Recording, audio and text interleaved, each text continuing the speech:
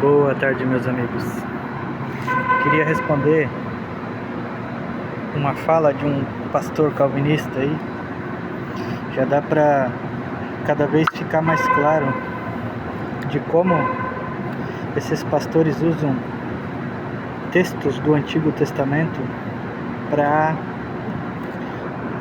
manipular as pessoas a respeito do caráter de Deus, que é totalmente diferente na nova aliança, o modo de se relacionar, o modo que Deus se relaciona com o ser humano na nova aliança. Usam textos da antiga aliança para justificar as suas falas. Vamos lá. Quero começar aqui por Romanos 7, só para deixar claro que eu já falei ontem sobre isso. Romanos 7. Não sabeis vós, irmãos, pois que falo aos que sabem a lei, que a lei tem domínio sobre o homem por todo o tempo que vive.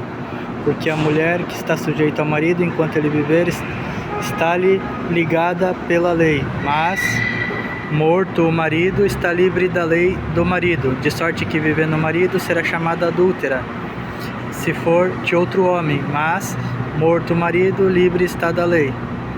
E assim não será adúltera, se for de outro marido. Assim, meus irmãos, também vós estáis mortos para a lei pelo corpo de Cristo, para que sejais de outro, daquele que ressuscitou dentre os mortos, a fim de que demos frutos para Deus. Paulo está fazendo uma analogia aqui, claramente, sobre o casamento dentro da lei, como é que funcionava. Ele está fazendo uma analogia para explicar o fim da lei. Quando morre o marido, a mulher está livre pela lei para se casar com outro. Da mesma forma, Cristo, a lei terminou, mas de forma definitiva, somente com a queda do templo.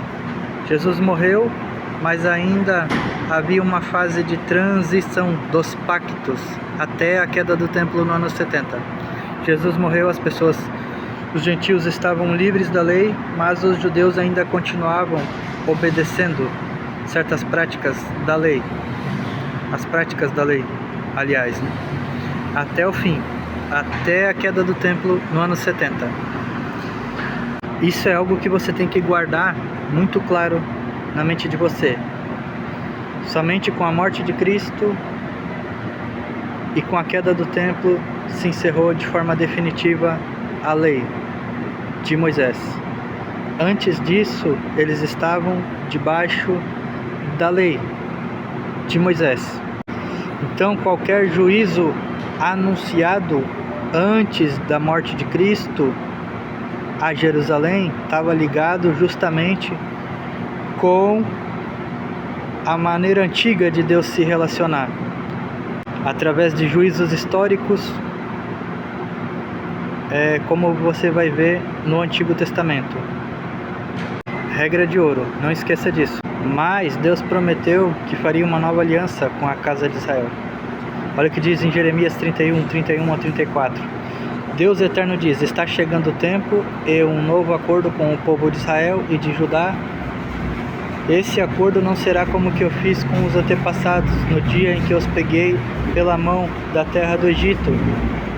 Embora eu fosse o Deus deles, eles quebraram o meu acordo. Sou eu, o Eterno, falando, que está falando. Quando esse tempo chegar, farei com o povo esse acordo. Eu porei a minha lei nas suas mentes, nos seus corações, e as escreverei nos seus corações. Eu serei o seu Deus, e eles serão o meu povo. Sou eu, o Eterno, que estou falando. Ninguém vai precisar ensinar a seu amigo, nem dizendo procure ao Deus, porque todos me conhecerão, tanto as pessoas de maior conhecimento, né?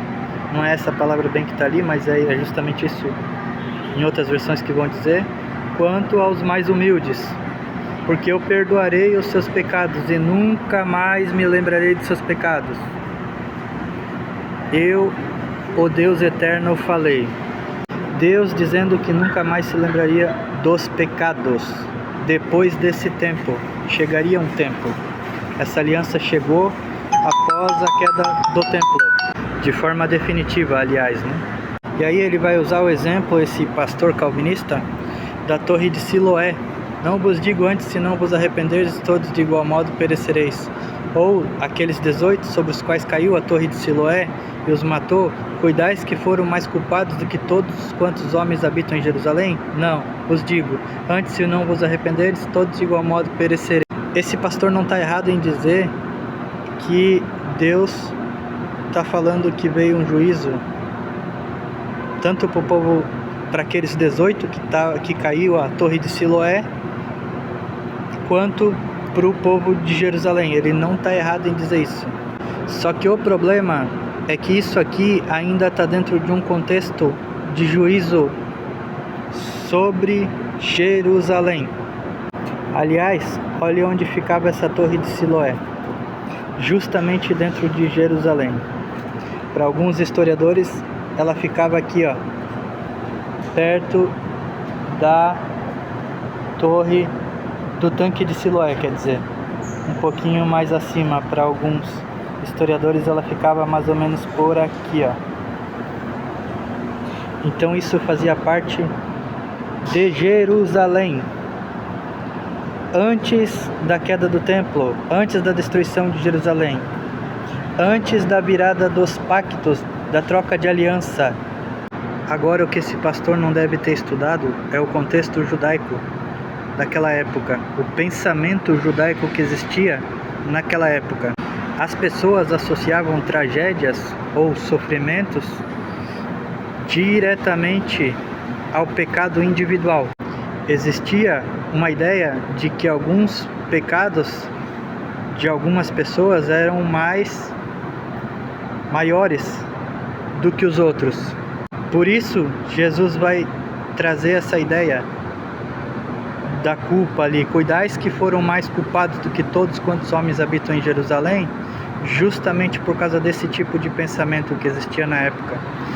Esse pastor deve ter pulado essa parte no seminário. O pensamento era: se aconteceu algo ruim, é porque alguém pecou mais do que os outros.